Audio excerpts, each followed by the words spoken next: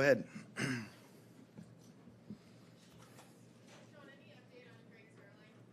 Yeah, he's making good progress. I mean, he's one day at a time, Lindsay, but he's feeling good. No setbacks with that, so all things are pointing in the right direction for us. I'm sure you're going to tell us that you loved everyone at Marist High School and whatnot, but do you have one specific either football memory or one event that you recall the most that you loved most at Marist? Yeah, I mean, to be able to win a state championship my senior year with the coaches and with some of my closest friends in the world who, they were at the game last week. You saw them, picking me up afterwards and throwing me around, and it was, that was a special memory. To be able to achieve something with people that you care about are things you always remember, and that's why hopefully we'll be able to do that with this group next Sunday. And anytime you win a championship, that's always fun. I'll hand the mic over in a sec, but Wade and Akeem have a very unique relationship. What have you observed from the two of them throughout the season as they've reunited? I just think there's a mutual respect that exists. I mean, those are two guys where Akeem's been playing at a high level for a long time. Wade has been coaching at a high level for a long time, and I think there's a mutual respect and an appreciation for one another's skill set that enables them to be really good at their job. And they're also pretty easy to get along with. So I think it starts with the mutual respect. Wade's got such a good way about being able to connect with players, give them some ownership. I think about a situation before Akeem was even here with us, where Wade told me about a situation where it was a 2-minute end of the half type deal. Kansas City had the ball. Akeem suggested a certain play call because of some of the things that he had anticipated situationally, and he was able to jump it and end up getting an interception. So I think when you've got that rapport with your players and coaches, it's pretty special, and those two have that. Something Wade said this week was that about Brady, you're not going to fool him. You have to outplay him. Is it a similar circumstance, more so than with other coaches, with Belichick, when you're calling plays?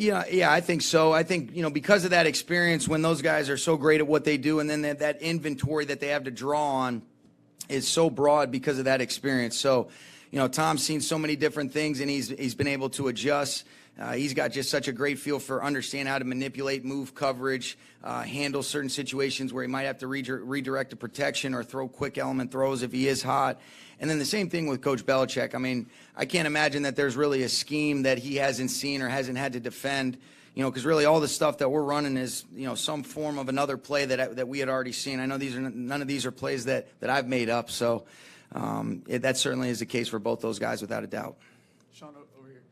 Greg's battled through injuries the last 2 years. What's it been like, seeing him kind of deal with those, and then what does he bring to the team when he is healthy? Well, I mean, what he brings to the team is, he's a great guy, but as soon as you cross the 50, I mean, you legitimately feel like you're in a position to come away with points. So what he did his first year that we were here as a staff, I mean, special teams player of the year, and even though he ended up missing a couple games at the end, he still ended up leading the league in scoring, and he was outstanding.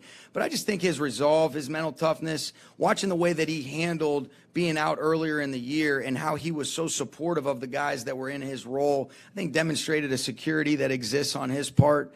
But he's a really good, productive player, and he's been outstanding. So I think just his, how clutch he was last week too. I mean, in that atmosphere, to be able to kick 2 of those field goals with the distance, but then also the crowd noise, the different things, and he was unfazed by it, and we wouldn't be here if it wasn't for him. Sean, today's practice, the last one you guys will have this season here. When you kind of think back to the OTAs to get to this point, what kind of goes through your mind? Yeah, I just think it's been great to just watch this team progress, Gary, and even going back to when we first got back together in the off-season program and the progressive build. This is what you work for, is to get a chance to be one of the last 2 practicing, and we got a few more that we want to maximize. But I think just watching this team continue to kind of have their own identity where the players, the coaches, it's about being connected, being a group that plays hard for one another, enjoys being around each other, but there's also a competitive nature. I think there's a swagger and a confidence that exists because of the way they go about their business every single day. So, one thing about, just the NFL in general, there's never any, there's always changes year in and year out, and that's why you want to make sure that you maximize these moments and really appreciate the opportunity and what a blessing it is to still be practicing, and hopefully it ends on a real positive note for us next week. Hey, Sean. As we saw in the NFC Championship game, the margin of error in these games is so thin, and it's going to be even thinner in the Super Bowl. So for things like, I guess, mistakes or even luck, how do you coach that or tell your guys so that those things don't happen and they turn in your favor? Yeah, I mean, I think it's the consistent theme of, you don't want to beat yourself. Good teams don't beat themselves. I think that's one of the reasons why the Patriots have been so good for so long. But I also think there's an element of understanding it is, an imperfect game. And when those mistakes do inevitably occur, or when we do have some adversity, we got to handle the success and the adversity the same and have an eyes up, positive, resilient mindset as we move forward. So if something, you want to try to avoid them at all costs, but if something does happen, this isn't the time to feel sorry for yourself. This is about how do we respond, how do we pick each other up, and have that next play mindset, and especially in a game of this magnitude. But really, we stay consistent with the things that we emphasize and approach. There's some specifics to the opponent, obviously, but in terms of the situations, being smart, playing together, and not beating ourselves, that's always going to be a big emphasis for us. Sean, you guys have made the jet sweep and just the jet motion generally a pretty premier part of your offense. Do you remember where you first saw that, or what the genesis of you adding that to the system was? I mean, do you go back as far as like Bob Stitt and Colorado School of Mines? No, you've been doing your research, though. I see it. I would say the depth of when I first saw it was when Tavon was doing it, having a lot of success when I was in Washington. And that was really where it started. Is one of the first things we did when we got here was let's study Tavon and find different ways to get him involved because of the pressure that I remember when Jim Haslett was our defense coordinator in Washington, how much stress Tavon running those jet sweeps caused our defensive staff just based on some of the conflict and different things that it messes with. So you kind of do some research, and it really started as a way to just find a way to, creatively get Tavon involved. And I think it kind of evolved as the season went. When you've got creative coaches like we do, where guys bounce things off one another, continue to try to learn how does this fit within the framework of what we're trying to do, and it's really just kind of evolved. But a lot of these are things that other teams are doing around the league too. Obviously, there's a big college influence where you see a lot of that. So that was really the gist of it for me. I'm sure a lot of our other coaches probably had seen it and spent a little bit more time studying it than I have. Sean, almost from the moment you get to Atlanta, you're going to be stepping into a new world in a lot of ways, where your time's not just your time now. You're going to be obligated to the league. And what kind of counsel do you give your team on how to enjoy it, balance it, but also be prepared and focused for what's the ultimate thing, is the game itself? Yeah, I think you just said it. That's exactly what you say. Enjoy this opportunity, be smart, but let's not forget that we're here to try to win a football game. We want to have great focus and concentration when we are in those football things. Don't allow other things to take away from your focus, but you do want to enjoy it. This is something that's special.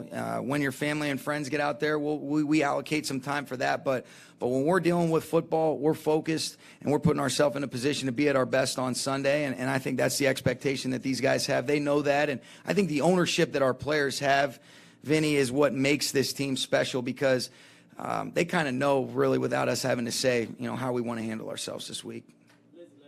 Todd Gurley reflected last night just on the 2016 season, where they are now, how, obviously 4 wins, he didn't rush for 100 yards in a single game, to now going to the Super Bowl. What's it like, just with a guy like Todd, to have him be so appreciative of just the opportunity to now go to a Super Bowl and not care if he touches the ball?